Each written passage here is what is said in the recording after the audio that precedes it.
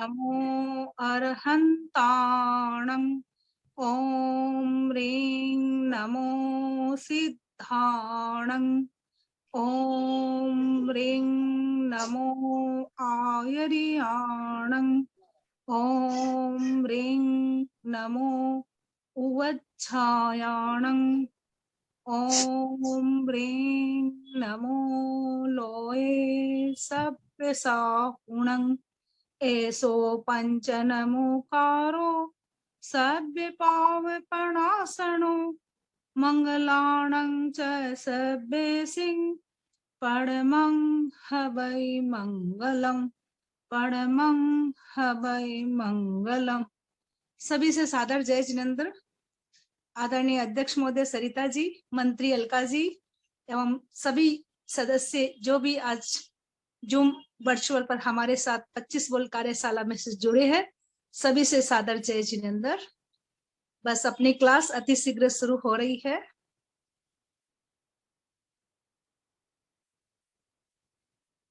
कीजिए, क्लास का शुभारंभ कीजिए आज की। ओके। वंदे अरहम, वंदे गुरुवरम, वंदे सच्चम। सभी को सादर जय जिनेन्द्र। छापर महिला मंडल के द्वारा यह जीवाजी की कक्षा, जो बेसिक कक्षा चल रही है, उसमें आज काय योग 8वां बोल में काय योग के भेदों को हम अच्छी तरह से जानेंगे। काय माने शरीर। शरीर की प्रवृत्ति के लिए जो पुद्गल वर्गनाएं ग्रहण की जाती हैं, वो है द्रव्य काय योग। आपको एक बार बोर्ड दिखाई दे।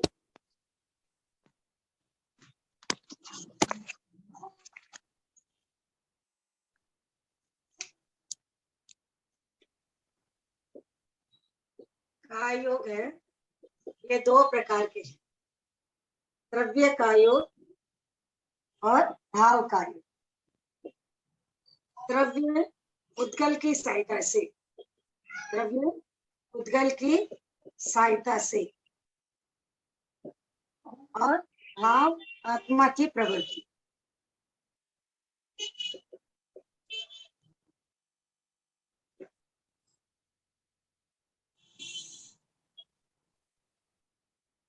एक सेकेंड।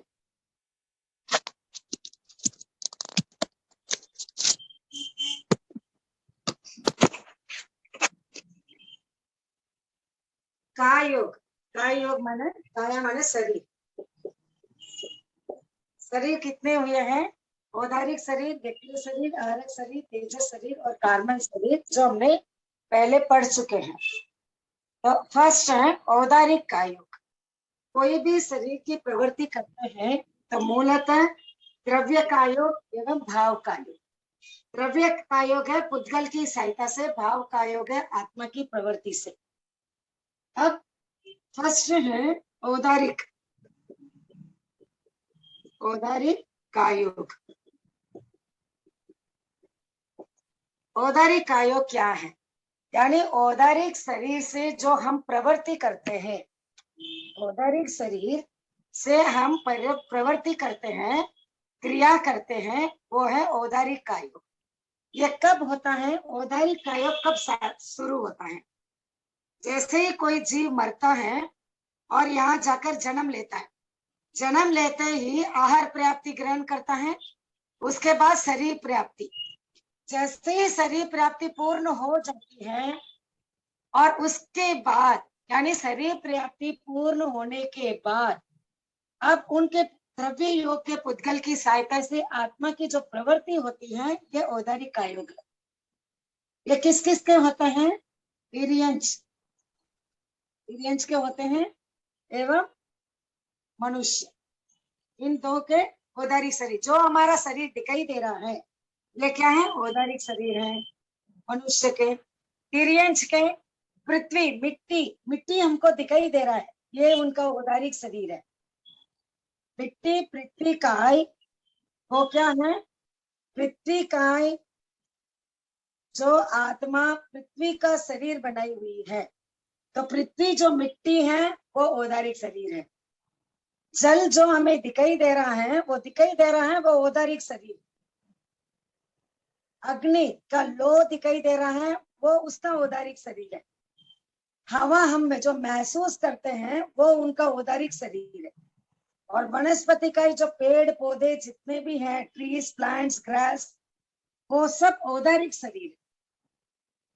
जैसे ही कोई जीव मरता है, यहाँ पर मरण प्राप्त किया, कौन? तिर्यंच या मनुष्य, इनके ही औदारिक शरीर।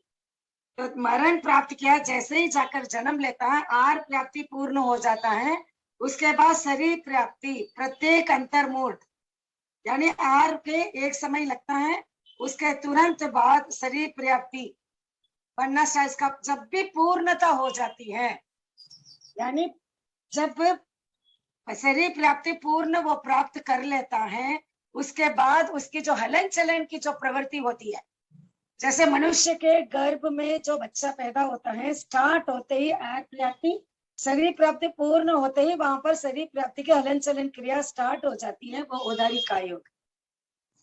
वैसे ही तिर्यंच के ये औदारिक कायोग है। तो औदारिक कायोग तिर्यंच और मनुष्य दो जनों पर रहता है। और औदारिक शरीर जैसे ही पूर्ण शरीर प्राप्ति पूर्ण होने के बाद उसकी हलन चलन की प्रवृत्ति होती है, वो औदारिक कायोग है। इन औदारिक कायोग, ये इसको याद रखें भाई, ये भी दो प्रकार के हो गए अभी। औदारिक द्रव्य कायोग, औदारिक भाव कायोग। यानी औदारिक शरीर के सहायता से आत्मा की जो प्रवृत्ति होती है वो भाव औदारिक कायोग है। अब आगे चलते हैं, औदारिक मिश्र कायोग। औदारिक मिश्र कायोग।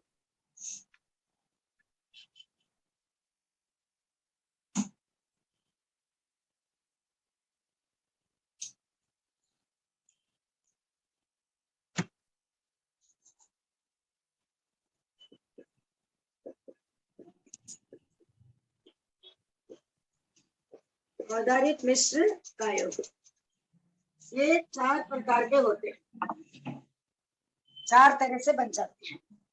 कैसे बनते हैं भाई? औदारिक कायोग किसका होता है? मनुष्य एवं तिर्यंच, ये 2 गतियों के होते हैं। इन 2 गति के जीव, अब कोई जीव मरता है और जन्म लेता है, ये मरण है, ये जन्म है। या आहार प्राप्ति तो पूर्ण कर लेता है, आहार प्राप्ति पूर्ण हो जाती है। और जब तक शरीर प्राप्ति पूर्ण नहीं होती, जब तक शरीर प्राप्ति पूर्ण नहीं होती, तब तक, अब जैसे या मरता है और या जन्म लेता है, इसके बीच में क्या रहता है? कार्मन कायोग। अनारक की स्थिति में कार्मन कायोग पाया जाता है। हमने ये पहले पढ़ चुके हैं, वापस रिपीट होता रहेगा। अनारक की स्थिति में कार्मन कायोग है।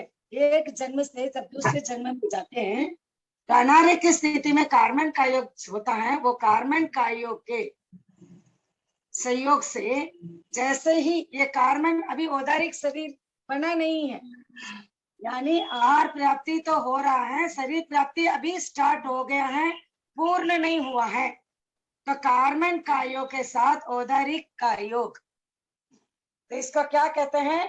कार्मन कायोग के साथ औदारिक शरीर बना रहा है, ऑन प्रोसेस। जब ऑन प्रोसेस रहता है तो औदारिक मिश्र कायोग, ये ऑन प्रोसेस है, कार्मन कायोग है। औदारिक शरीर अभी बना नहीं है, ऑन प्रोसेस बन रहा है, तो मिश्र है। जैसे हम घर से निकल गए और भवन पहुंचे नहीं है, तो घर से जब तक नहीं निकलते हम बोलते हैं मैं घर में हूँ। भवन पहुंच गए हैं तो मैं भवन में हूँ, लेकिन घर से निकल चुकी हूँ, भवन पहुंची नहीं हूँ, तो ये बीच की स्थिति है, ये औदर। वैसे ही जन्म हो गया है, लेकिन आहार प्राप्ति तो पूर्ण हो गया है, शरीर प्राप्ति अभी पूर्ण नहीं हुआ। क्योंकि जैसे ही शरीर प्राप्ति पूर्ण होकर वो काम करने लगता है, तो औदारिक कायोग, जो फर्स्ट नंबर है औदारिक कायोग, सेकंड है औदारिक मिश्र का योग। औदारिक मिश्र यहाँ बनता है, यानी कार्बन का योग के साथ मिश्रण औदारिक, तो औदारिक मिश्र का योग। और दूसरा वक्रीय शरीर, जो वक्रीय शरीर बनाता है, एक बार मैं आपको वक्रीय का योग समझा देती हूँ। जैसे ही वक्रीय का योग, यानी कोई, ये अभी सेकेंड पॉइंट, ये फर्स्ट पॉइंट हो गया।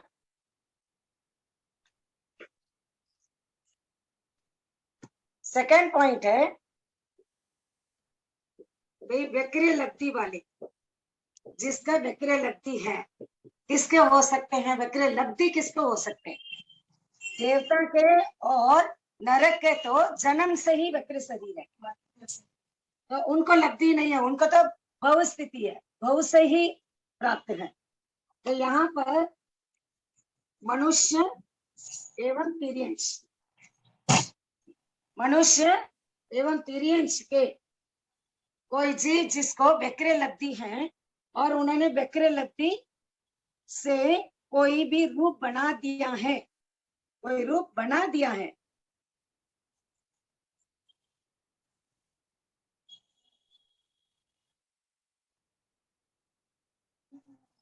यानी वक्र लब्धि वाले मनुष्य तिर्यंश वक्र रूप बनाते हैं, ये अपने लब्धि से वक्र रूप बना रहे हैं। लेकिन ये जब तक ये वक्र लब्धि से वो अपना रूप नहीं बनाते, तब तक क्या होता है, इनके पास ऑलरेडी क्या है, औदारिक का योग है, ऑलरेडी औदारिक का योग है इनके पास। ये अभी क्या बना रहे हैं, वक्रीय शरीर बना रहे हैं, ऑन प्रोसेस है। ऑन प्रोसेस में क्या होता है, औदारिक मिश्र का योग। तो वक्र लब्धि वाले मनुष्य और तिर्यंश जब रूप बनाते हैं, ये जब तक वक्र शरीर का रूप नहीं बना पाते, ऑन प्रोसेस रहता है। तो स्वयं का औदारिक का योग है, वो वक्र शरीर बना रहे हैं, अभी वक्र शरीर पूरा नहीं बनाया है, तो वे औदारिक का योग के साथ वक्र का मिश्रण रहता है, इसको कहते हैं औदारिक मिश्र का योग। वैसा ही आरक लब्धि वाले हमने पहले पढ़ चुके हैं, वे आरक लब्धि किसको होते हैं, 14 पूर्वधर। ये जरूरी नहीं है कि सभी 14 पूर्वधारी आरक लब्धि यूज करते ही है, ये जरूरी नहीं है। लेकिन संयमी पुरुष जो 14 पूर्वधर मुनि आरक लब्धि को क्या कर रहे हैं, बना रहे हैं, इनके पास क्या है, ऑलरेडी औदारिक शरीर है, इनके पास क्या है, औदारिक शरीर है, स्वयं का तो औदारिक शरीर है। बना क्या रहे हैं, बना रहे हैं आरक शरीर। आरक शरीर लब्धि को फोड़कर आरक शरीर, एक पुतला, एक हाथ का पुतला बना रहे हैं। ओके, जिज्ञासा होने पर एक हाथ का पुतला बना रहे हैं, लेकिन ये पूरा बना नहीं है, ऑन प्रोसेस। जो ऑन, जब तक ये पूर्ण नहीं बन पाता, तब तक औदारिक शरीर के साथ क्या है, यह आरक शरीर का मिश्रण रहता है, इसका कहते हैं औदारिक का योग। क्योंकि औदारिक शरीर स्वयं के पास है ही ऑलरेडी, वो आरक शरीर बना रहे हैं, ऑन प्रोसेस है, और अभी तक आरक शरीर बनाया नहीं है, ये ऑन प्रोसेस है। और उसके बाद नेक्स्ट नंबर है केवली समुद्घात। केवली समुद्घात के समय क्या 8 समय लगता है, केवली समुद्घात के कितने समय लगते हैं, 8 समय लगते हैं। तो प्रथम समय क्या होता है, पीछे बोर्ड दिखाई दे रहा है, ऊपर ही,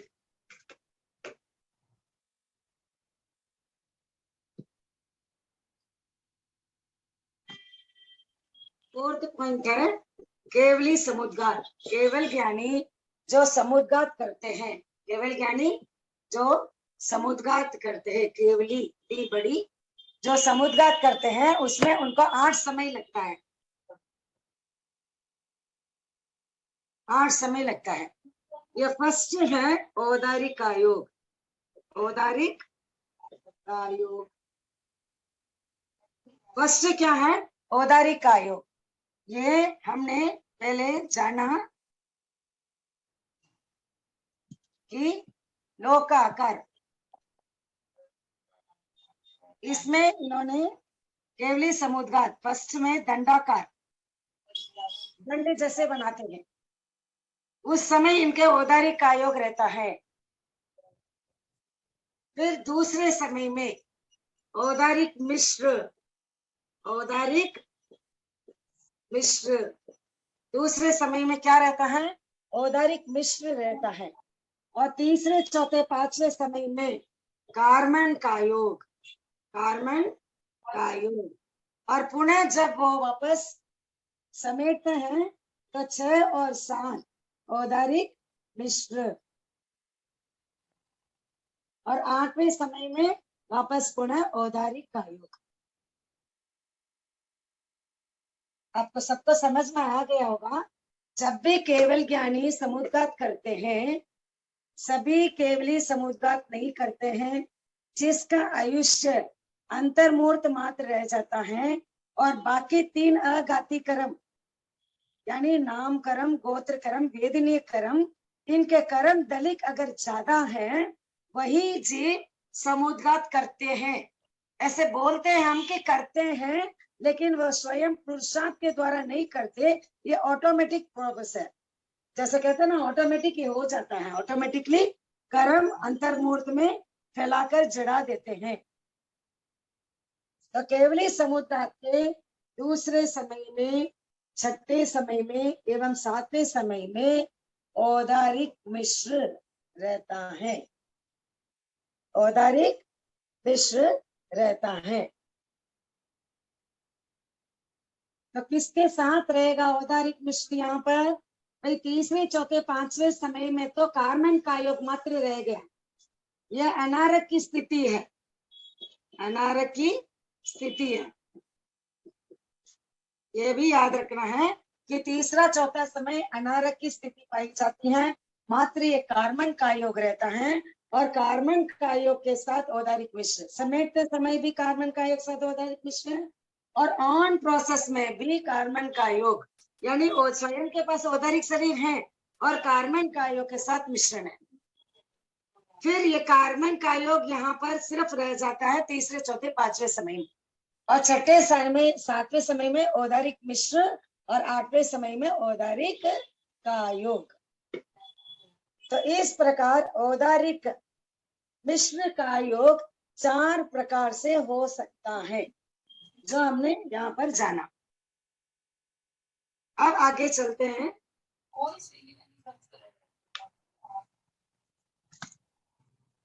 वक्रीय का योग, वक्रीय का योग किस किस को वक्रीय का योग रहता है? जिसके वक्रीय शरीर बना दिया और उसकी जो हलन चलन की प्रवृत्ति होती है, वो उनके वक्रीय का योग है। तो किस किस के हो सकते हैं? जन्म से ही देवता, नारकी, इनको जन्म से ही वक्र शरीर मिलता है, और जैसे ही शरीर प्राप्ति पूर्ण होती है, कोई जीव मरता है और जन्म लेता है, तो ये ऑन जाते ही आहार प्राप्ति पूर्ण करता है, और उसके बाद ये शरीर प्राप्ति पूर्ण होती है। तो शरीर प्राप्ति इनका किसका पूर्ण होती है? देवता नारकी के वक्रीय से, वक्रीय से वक्रीय योग्य शरीर को, उद्गल को ग्रहण करते हैं। और जैसे ही ये शरीर प्राप्ति पूर्ण हो जाता है, और उसके द्वारा जो हलन चलन की जो प्रवृत्ति होती है, वो क्या है? वक्रीय का योग है। और सेकंड और कौन बना सकता है? मनुष्य एवं तिर्यज, जिसके वक्रीय लगती है, वक्रीय लगती है, उससे उन्होंने वक्रीय शरीर बना दिया। कोई जी वक्रीय शरीर बना दिया है, ये वक्रीय शरीर को बना दिया है, उसके बाद उसकी जो हलन चलन की प्रवृत्ति होती है, वो वक्रीय का योग है। पीछे बहुत आवाज आ रही है, जिसके भी आवाज आ रही है वो म्यूट हो जाइए प्लीज।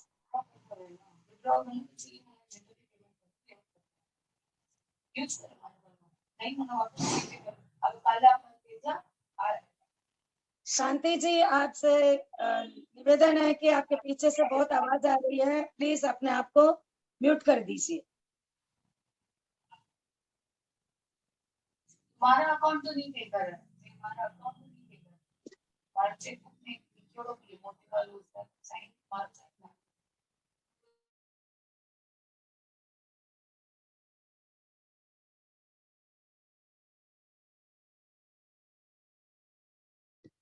ओम हरम। आगे चलते हैं। व्यक्रि मिश्र का योग। व्यक्रि का योग सबको समझ में आ गया होगा। जो जन्म से ही देवता और नारकी के उनके भव में उनका औदारिक शरीर नहीं रहता है, व्यक्रि शरीर रहता है। जैसे ही उनकी व्यक्रि शरीर पूर्ण प्राप्त हो चुकी होती है, यानी आहार प्राप्ति पूर्ण हो गई, शरीर प्राप्ति जैसे ही पूर्ण हो गई, तो व्यक्रि शरीर के द्वारा जो हलन चलन की क्रिया होती है वह व्यक्रि का योग है। दूसरे नंबर पर मनुष्य एवं तिर्यन जिसके व्यक्रि लगती है और उन्होंने व्यक्रि लब्धि से व्यक्रि शरीर बना दिया, और उसके बाद उसके व्यक्रि शरीर के द्वारा जो हलन चलन क्रिया होती है वो व्यक्रि का योग है। अब व्यक्रि मिश्र का योग। व्यक्रि मिश्र का योग।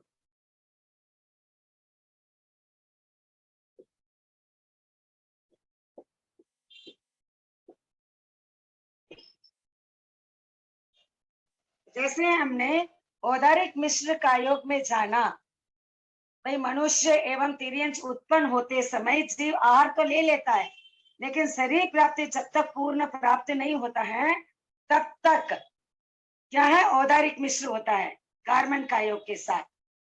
वैसा ही व्यक्रिय मिश्र का योग में देवता और नारकी, देवता और नारकी में उत्पन्न होने वाले जीव आहार प्राप्ति ले लेते हैं, लेकिन जब तक शरीर प्राप्ति पूर्ण नहीं बनता तब तक ऑन प्रोसेस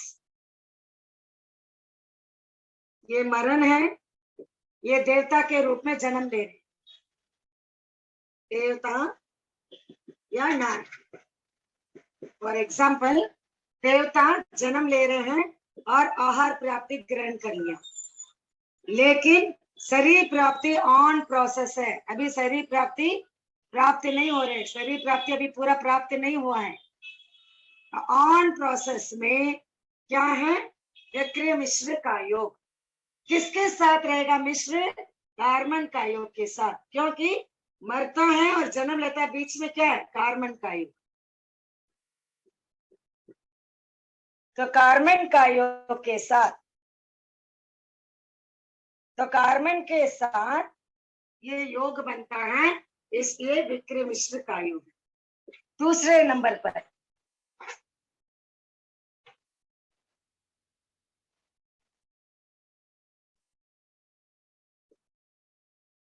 मनुष्य एवं तिर्यंच।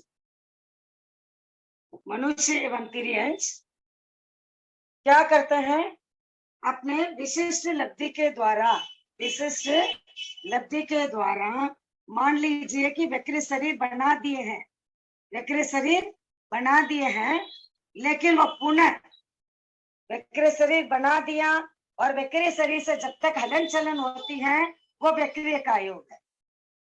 और व्यक्रि शरीर बना दिया, काम सब हो गया है, फिर वापस समेटते हैं, पुनः क्या करना पड़ता है, स्वयं के औदारिक का योग, औदारिक शरीर में आना पड़ता है। तो ऑन प्रोसेस व्यक्रि शरीर से पुनः समेटते हुए औदारिक शरीर पूर्ण रूप से बनना है, अभी बना नहीं है, ऑन प्रोसेस में औदारिक व्यक्रि मिश्र का योग है।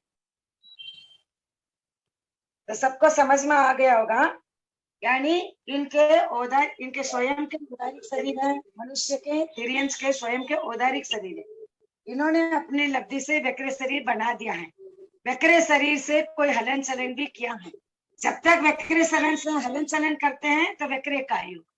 अब वक्र शरीर से हलन चलन हो गया, लेकिन पुनः अपने इस रूप को क्या करते हैं, समेटते हैं, पुनः पुनः वापस औदारिक का योग में लाते हैं।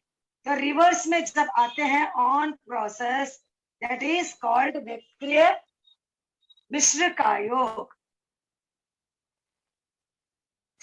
इस प्रकार ये दो प्रकार से वक्र मिश्र का योग बनते हैं। प्रथम है देवता और नारकी जब जन्म लेते हैं, आहार प्राप्ति तो पूर्ण हो जाता है, जब तक शरीर प्राप्ति पूर्ण नहीं होता है, ऑन प्रोसेस में रहता है, तब वक्र मिश्र का योग। किसके साथ? कार्बन के साथ। क्योंकि जैसे ही मरता है और जन्म जब तक नहीं लेता, बीच में कार्बन का योग है, मात्र एक कार्बन का योग।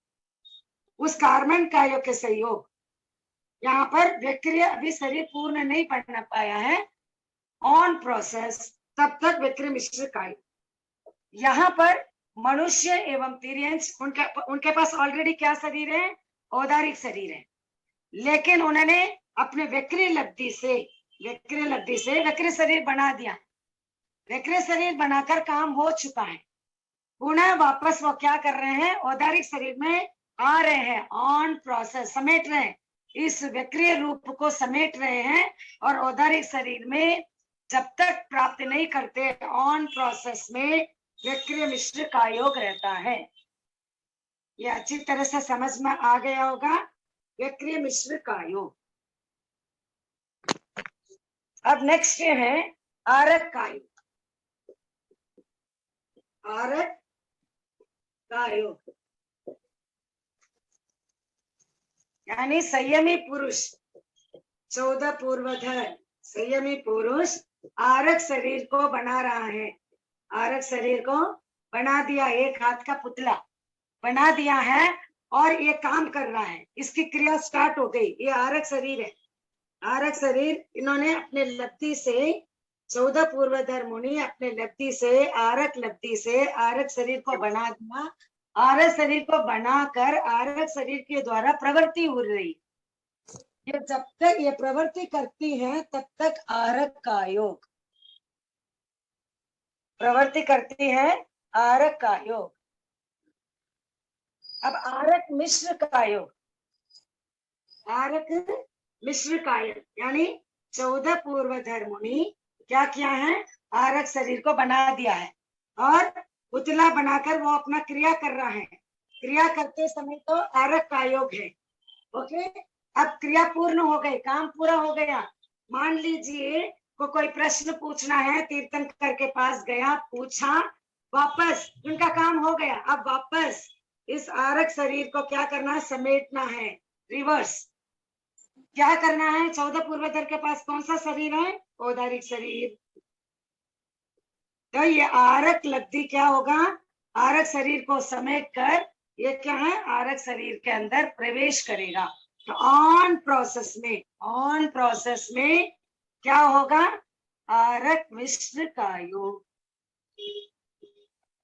ये आरक मिश्र का योग है।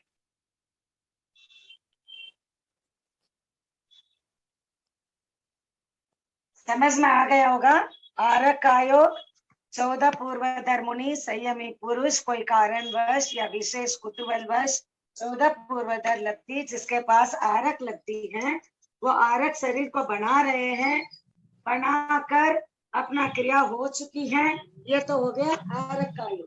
जो क्रिया कर रहा है, आरक शरीर के द्वारा जो क्रियाएं हो रही है, वो आरक का योग है। ये क्रिया पूर्ण हो गई है, काम संपन्न हो गया है। पुनः ये आरक शरीर क्या है? औदारिक का योग में, यानी बैक वापस आ रहा है, औदारिक शरीर में समाविष्ट हो जाएगा उसकी लब्धि। लेकिन जब तक समाविष्ट नहीं होता, ऑन प्रोसेस, बीच में क्या है? आरक का मिश्र का योग। सबको समझ में आ गया होगा आरक। अब चलते हैं कार्बन का योग।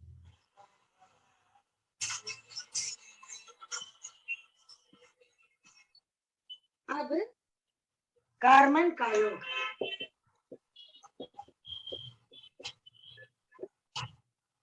कार्बन का योग कब कब होता है? तो एक पॉइंट नोट करना है, कार्बन का योग सिर्फ अनारक की स्थिति में पाई जाती है, ये पॉइंट याद रह जाता है, तो फिर आगे सब भी गड़बड़ कुछ नहीं होने वाला है। जैसे ही कोई जीव या मरता है और यह जन्म लेता है, या मरण हो रहा है या जन्म ले रहा है, बीच में क्या होता है, अंतराल गति। इसमें ऋजु भी हो सकता है और वक्र गति भी हो सकती है। ऋजु गति के लिए एक समय में वो भूखा बिल्कुल नहीं रहता है, जो हम पहले बोल में गति 4 में पढ़ चुके हैं। जो ऋजु गति एक समय चाहते ही आहार ग्रहण कर लेता है तो वो बिल्कुल भूखा नहीं रहता है, उस समय कार्बन का योग नहीं रहता है। कार्बन का योग कब रहता है, वक्र गति से जाते समय जब अनारक की स्थिति पाई जाती है, अनारक की स्थिति पाई जाती है, तब भी कार्बन का योग होता है, तभी कार्बन का योग होता है।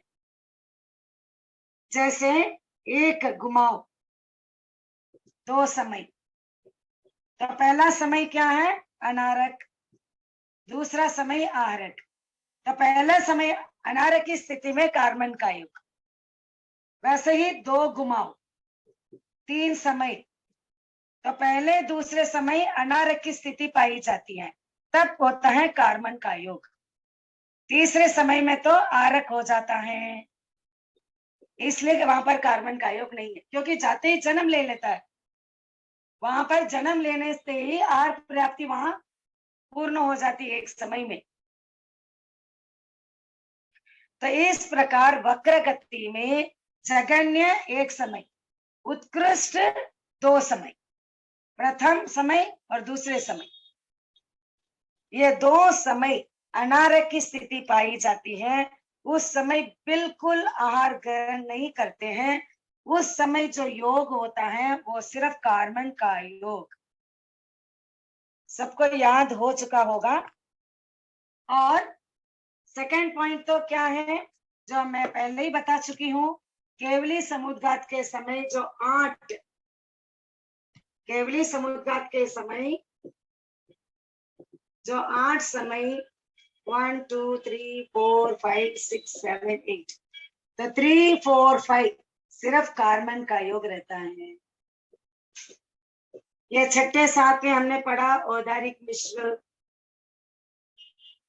ये दूसरे समय औदारिक मिश्र, ये 8वें समय स्वयं का औदारिक शरीर आ जाता है पुनः, ये प्रथम समय स्वयं का औदारिक शरीर।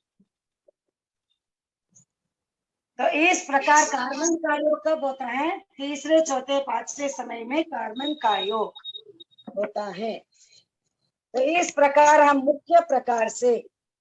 मुख्यतः हम काय योग के 7 भेद को हमने जाना। अब किसी के इस संबंधित किसी के कोई प्रश्न है तो आप बता सकते हैं, फिर आगे बढ़ते हैं, या फिर मैं एक 5 मिनट के लिए थोड़ा सा ये पैराग्राफ भी पूर्ण कर लेती हूँ कि मन क्या है।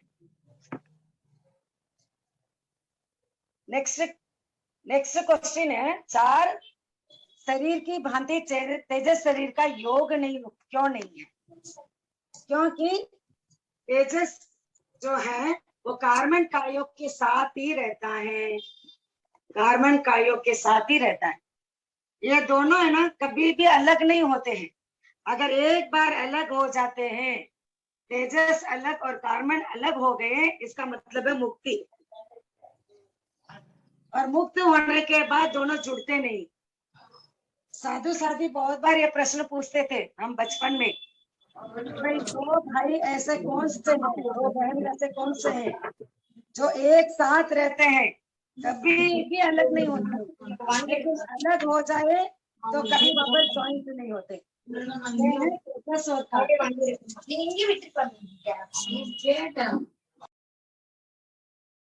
पीछे जिसकी भी आवाज आ रही है प्लीज।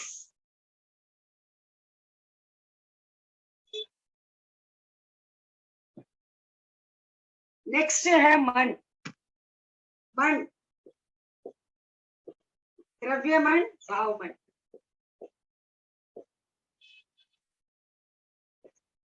हम मनोयज्ञ के 4 भेद पढ़ चुके हैं, उसमें द्रव्य मन और भाव मन को जाना।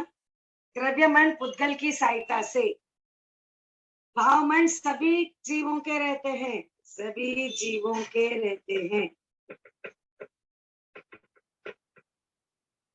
ये द्रव्य मन के सारे ही जीव क्या है?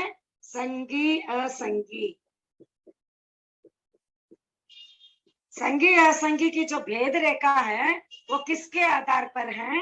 द्रव्य मन के आधार पर है।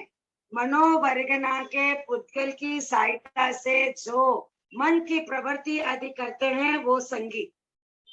जिसके मनोवर्गना की सहायता नहीं है वो असंगी। ये किसका आधार है? द्रव्य मन का आधार। और भाव मन क्या है? भाव मन तो सभी जीवों में पाया जाता है। और मन के मुख्य 3 काम, यानी द्रव्य मन जो सोचता है संगी मनोवर्गना के पुद्गल के द्वारा, यानी पास्ट, प्रेजेंट और फ्यूचर। पास्ट की क्या करता है मन? स्मृति, हम जो याद करते हैं, याद रहता है। यानी भक्तांबर पाठ याद किया, पुद्गल के सहायता से जो याद किया है उसके पुद्गल की सहायता से हम उसको दोहराते हैं, मनन करते हैं। ओके, तो ये याद किया और उसको हम करते हैं, वो स्मृति है। ये है मन की सहायता से। मन का मुख्य 3 काम। प्रेजेंट, प्रेजेंट वर्तमान का क्या करते हैं? चिंतन। वर्तमान का करते हैं चिंतन। और फ्यूचर का क्या करते हैं? कल्पना, ड्रीम्स। फ्यूचर में क्या क्या करना है, शाम को क्या खाना बनाना है, जो हम जो सोचते हैं, क्या पढ़ना है, क्या करना है, ये सब क्या है? मन की मनोवर्गना के पुद्गल की सहायता से करते हैं। भाव मन तो एक इंद्रिय, बेंद्रिय, तीन्द्रिय, चतुर्न्द्रिय, पंचेंद्रिय सभी जीवों में पाए जाते हैं भाव मन। लेकिन द्रव्य मन किसको पाए जाते हैं? संगी तिरियन, संगी मनुष्य, संगी पंचेंद्रिय, देवता और नारकी। वैसे तो मन और भाषा देवता के एक ही कहा जाता है। तो द्रव्य मन के सहयोग से संगी असंगी। और एक पॉइंट और बता दो, यह है ज्ञानावरण्य कर्म का शैप्सम भाव। ज्ञानावरण्य कर्म से रिलेटेड है संगी असंगी। ज्ञानावरण्य कर्म का जितना जितना शयोपशम है उतना उतनी हमारी मन की प्रवृत्ति। कहते हैं ना कि भाई याद नहीं होता है, भाई ज्ञानावरण्य कर्म का उदय भाव। सोच नहीं सकती हूँ, चिंतन नहीं कर सकती, इतनी बुद्धि काम नहीं करती है, क्या है? ज्ञानावरण्य कर्म का उदय भाव। जैसे ही ज्ञानावरण्य कर्म का उदय रहता है, हमको याद नहीं रहता, समझ में नहीं आता है, चिंतन नहीं कर पाते, कल्पना नहीं कर पाते हैं, टाइम मैनेजमेंट नहीं कर पाते हैं, आदि आदि। तो जैसे ही ज्ञानावरण्य कर्म का जितना जितना शयोपशम है उतना उतना हमारी स्मृति, चिंतन, कल्पना शक्ति बढ़ती जाती है। अब यहाँ पर इंग्लिश में लिखा हुआ है द्रव्य mind is objective mind, this is objective mind, this is subjective. देखो अंग्रेजी मुझे इतनी आती नहीं है, फिर भी थोड़ा थोड़ा जो आता है मैं समझा देती हूँ, बाकी सब आप ऐसे ही जान सकते हैं। अब द्रव्य मन का संबंध कैसे जुड़ता है, बुक में दिया हुआ है, आपके अपने पुस्तक में भी दिया हुआ है ऑलरेडी। हम यहाँ पर जो बाहरी दुनिया, जो वर्ल्ड जो है, इस बाहरी दुनिया का हम 5 इंद्रिय अपने अपने विषय को ग्रहण करती है। स्पर्श इंद्रिय स्पर्श से, रसन इंद्रिय रस से, घ्राणेन्द्रिय गंध से, चक्षुरेंद्रिय रूप से, और स्पर्श श्रोत्रेंद्रिय शब्द से। तो बाहरी दुनिया का ज्ञान इन 5 इंद्रियां अपने अपने विषयों को ग्रहण करती हैं, फिर कहाँ पहुंचाती हैं? मस्तिष्क। फिर द्रव्य मन की सहायता से भाव मन। ऐसा उल्टा भी बोल सकते हैं। कैसे बोल सकते हैं उल्टा भी? भाव मन ज्ञानावरण्य कर्म का जितना जितना शयोपशम रहेगा उतना उतना हमारा द्रव्य मन की सहायता होगी, उतना उतना हमारा मस्तिष्क विकसित होगा, उतना उतना हमारे 5 इंद्रिय के विकास होगा, सक्षम भाव रहेगा और वो अपने अपने इंद्रियों को ग्रहण कर पाएगी, वाइस वर्सा। तो इस प्रकार मोटा मोटी रूप में हमने ये 8वां बोल संपन्न किया है और लगभग समय भी 49:50 पर आ रहा है। 10 मिनट और अवशेष है, 10-11 मिनट। तो जो भी अपनी जिज्ञासा है, 8वें बोल से संबंधित किसी की कोई भी जिज्ञासा है, वो अपना जिज्ञासा हैंड राइज करके रख सकते हैं।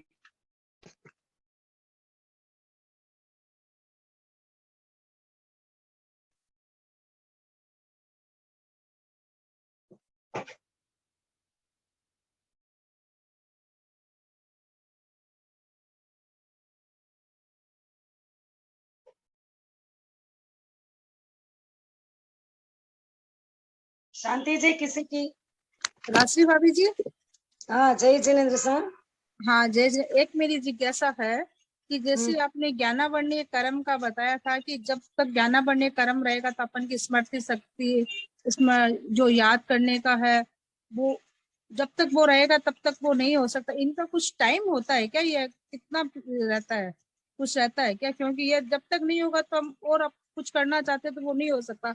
स्मरण शक्ति हो चाहे कुछ याद करना चाहते हैं, उसका कोई हमने पीरियड या टाइम कुछ होता है क्या? हमने जैसे कर्म बांधा है, मान लीजिए कि हमने ज्ञानावरणीय कर्म का कर्म बांधा है, तो वो जब उदय में आएगा, जो हम प्रकृति बंध, स्थिति बंध, अनुभाग बंध, प्रदेश बंध में पढ़ा था, स्थिति द टाइम पीरियड, हमने कितने कर्म बांधे हैं, कितनी स्थिति तक बांधे हैं।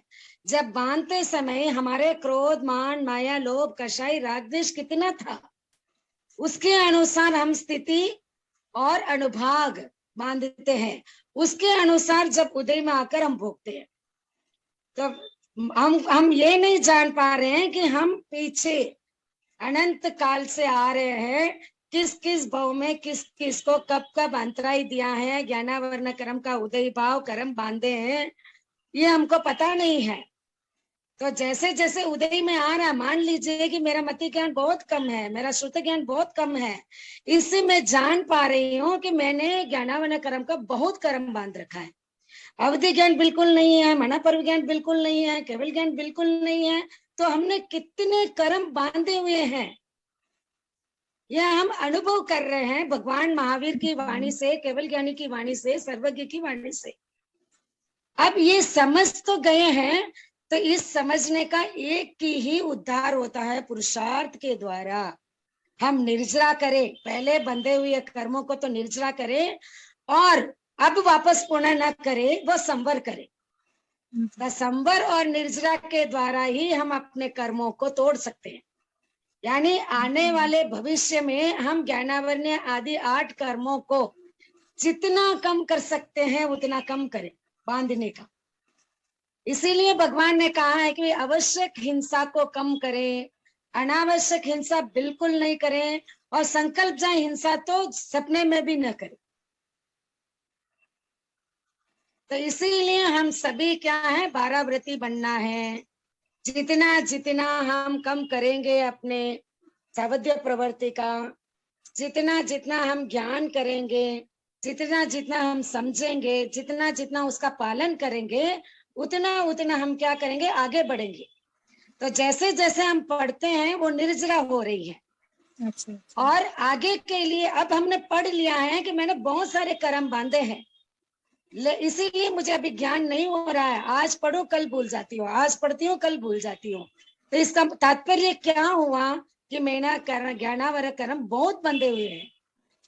तो मैं क्या करूं, अब क्या सजग बनूं, पढ़ ली हूँ, समझ गई हूँ, तो आगे भविष्य में मैं ज्ञानावरणीय, दर्शनावरणीय, वेदनीय, मोहनीय, ऐश्वर्य, नाम, गोत्र, अंतराय, इन 8 कर्मों को बांधने का क्या करना है, अल्पीकरण, अल्पीकरण, कम करते जाना है, कम करते जाना है। ये कम करने का एक ही उपाय है, संवर, त्याग, प्रत्याख्यान। 12 व्रती, 11 व्रती, 10 व्रती, 9 व्रती, 1 व्रती, 2 व्रती, जितना हो सके हम व्रती बने, त्याग प्रत्याख्यान करें और संभल कर रहे। बोलने में, भाषा में, विवेक में, विनय में संभल कर काम करेंगे तो किसी को हर्ट नहीं करेंगे। मन से, वचन से, काया से, स्थूल और सूक्ष्म रूप से अगर हर्ट नहीं करेंगे और हमें अपना कर्तव्य के द्वारा, हम कर्तव्य सिर्फ पालन करेंगे तो बहुत हल्के कर्म बंधन होंगे जो जट से तोड़ पाएंगे। सही बात है। पर मैं ये पूछना चाहती हूँ राष्ट्रीय भाभी जी की जैसे पिछले जन्म में तो किए हुए हैं वो उदय आते हैं, वो तो ज्ञानावर्ण कर्म जो अपन को अब याद करना चाहते हैं वो नहीं हो रहा है, ठीक है, वो पिछले जन्म का उदय है। पर इस जन्म में अपन जैसे आपने बताया कि संबर करो, स्वाध्याय करो, जप करो, प्रत्याख्यान करो, तो इस पिछले जन्म के ये करने से इस जन्म में भी कम हो सकते हैं क्या? हाँ, आराम से ना। हमने कर्म लेसन में, आगे कर्म लेसन में हम पढ़ेंगे 10वें बोल में, भाई कर्म की जो मुख्य अवस्थाएं हैं, उदय, उदीर्णा, उपसम, और यानी उद्वर्तन, अपवर्तन, यानी हम घटा सकते हैं पुरुषार्थ के द्वारा, द पीरियड को कम कर सकते हैं, रस को समता पूर्वक हम समता से हम उसको कम कर सकते हैं। जो दलिक कर्म है, जो मंद कर्म बांधे हैं, वो तो हम तोड़ सकते हैं। एक निकाचित कर्म है कि एक ऐसा है कि हम तोड़ नहीं सकते हैं, वो वैसे ही भोगना पड़ेगा। बट दलित कर्म को हम आराम से तोड़ सकते हैं पुरुषार्थ के द्वारा, निर्जरा के द्वारा, खमत कामने के द्वारा, विनय के द्वारा आदि।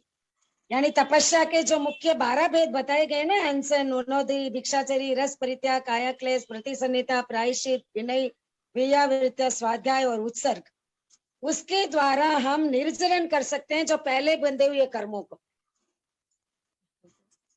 बहुत बहुत धन्यवाद, बहुत अच्छा क्लियर कर दिया आपने। तो ओम पुरुषार्थ की हरम। सबसे बड़ी चीज है, पुरुषार्थ हाँ, करते रहो। इसीलिए भगवान ने कहा है जैसा कर्म बांधा है वैसा ही भोगना पड़ेगा।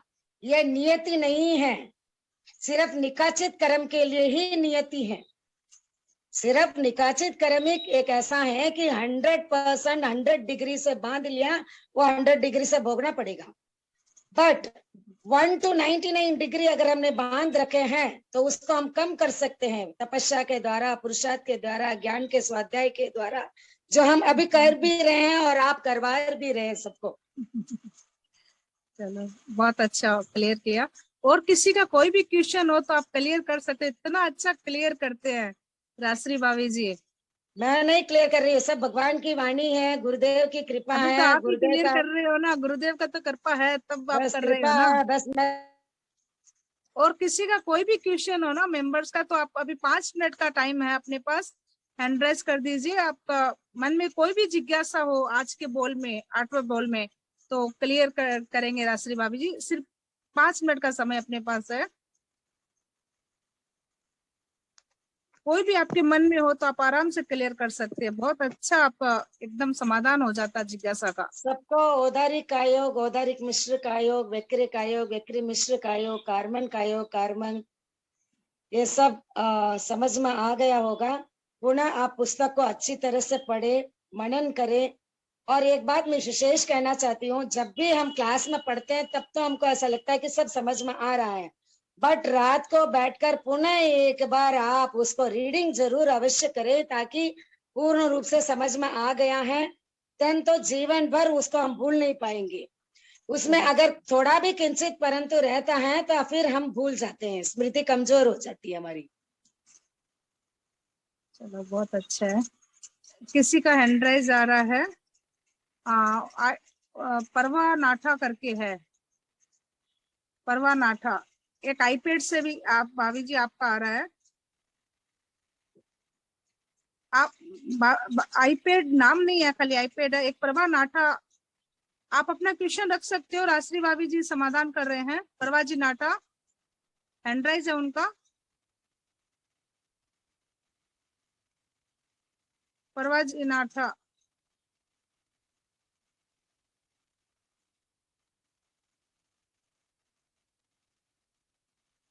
सबको अनम्यूट किया हुआ अपना। प्रभा जी नाठा, आपका हैंड राइज है, आपका कोई जिज्ञासा तो आप पूछ सकते हो। एक आईपैड जो भाभी जी बैठी है उनका नाम नहीं है, उनका भी हैंड राइज आ रहा है।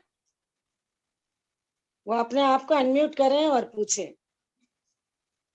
अनम्यूट करना है, कोई किसी को अनम्यूट करना है या स्वयं करेंगे? स्वयं कर यहाँ से सकते हैं अनम्यूट। यहाँ से सब भाभी जी आप अनम्यूट कीजिए अपने आप।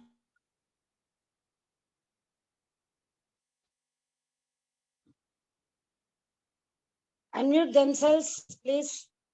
आप अपने आप को अनम्यूट करें।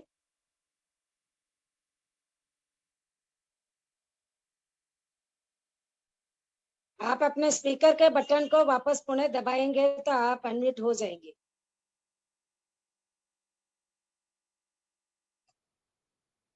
I think she is not able to.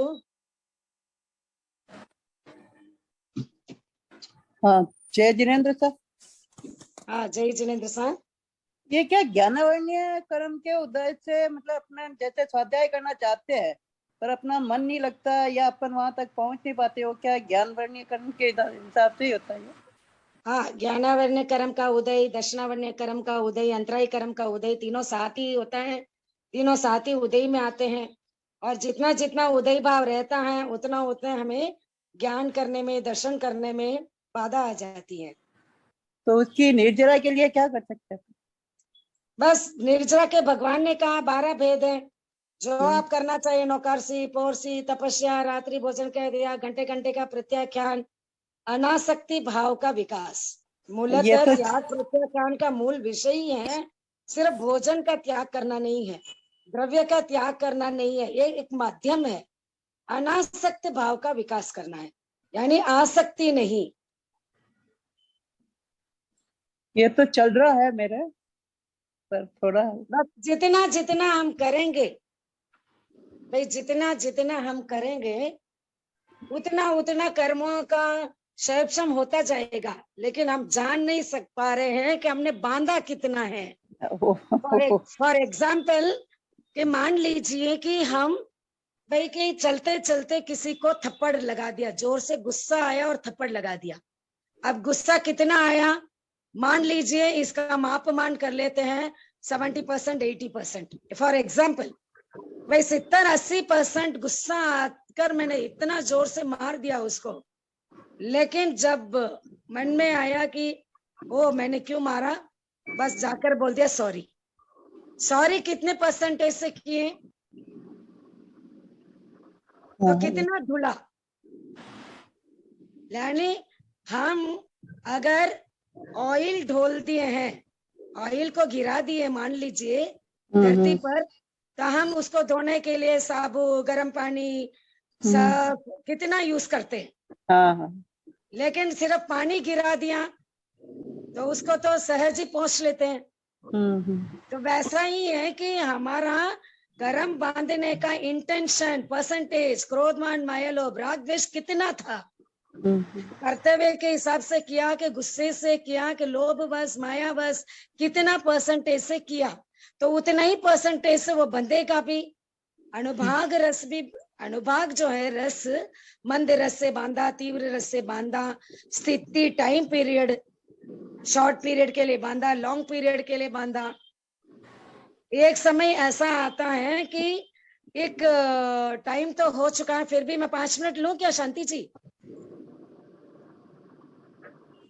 Okay, शांति जी सिर हिला रहे हैं, सो मैं 5 मिनट ले लेती हूँ कि आगम में उत्तराधान सूत्र में एक कहानी है, शायद सबने पढ़ी हुई होगी, फिर भी शॉर्टली ले लेती हूँ, और इतना मुझे याद भी नहीं है नाम वगैरह वगैरह, शॉर्टली 2-3 लाइन में मैं ले लेती हूँ और आप जरूर पढ़े। भाई 2 मुनि थे, एक मुनि ज्ञानवान था, एक मुनि को ज्ञान नहीं था।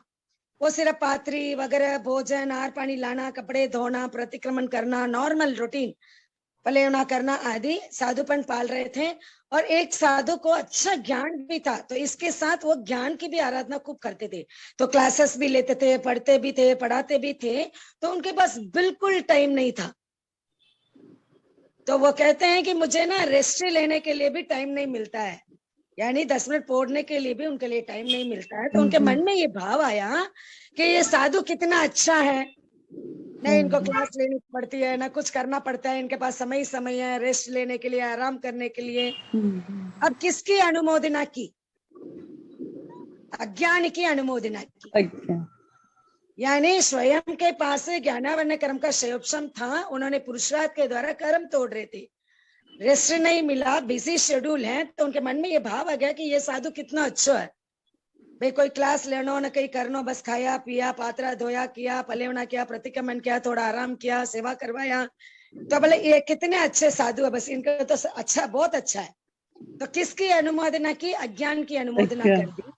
तो अगले जन्म में उनके ऐसे कर्म बंधन हुए कि अगले जन्म में एक सेंटेंस याद भी नहीं हो रहा था। मान लीजिए कि धम्मो मंगलम मुख्यटम अहिंसा संजमो तवो देवाभितम नमम संति जस्से धम्मे संयमनो, इसको 12 साल गोटे। क्यों? कि वो अज्ञान का प्रशय दिया।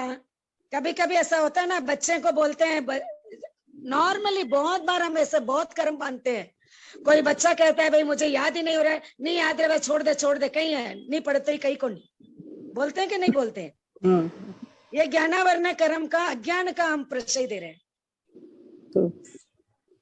तो बहुत ऐसी ऐसी भाषा हम बोलते हैं कि हमको ही पता नहीं है कि हम कैसे कर्म बांध रहे हैं। तो उनको अगले भाव में फिर कोई केवल ज्ञानी सर्वज्ञ मिले और उनसे पूछा, तो उन्होंने कहा ऐसे आपका कर्म बंधा हुआ है। तो उन्होंने लगभग 12 साल 13 साल, आप उत्तराधीन सूत्र को पढ़ेंगे तो वो कहानी आराम से पढ़ पाएंगे। मुझे तो इतना याद नहीं, बस वो सारी याद रह गया है कि उन्होंने लगभग 12-13 साल आइंबिल की तपस्या की और एक ही सेंटेंस को घोटा।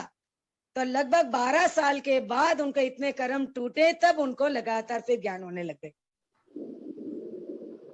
धन्यवाद साहब के आभारी, ओम बहुत बहुत आपके आभारी।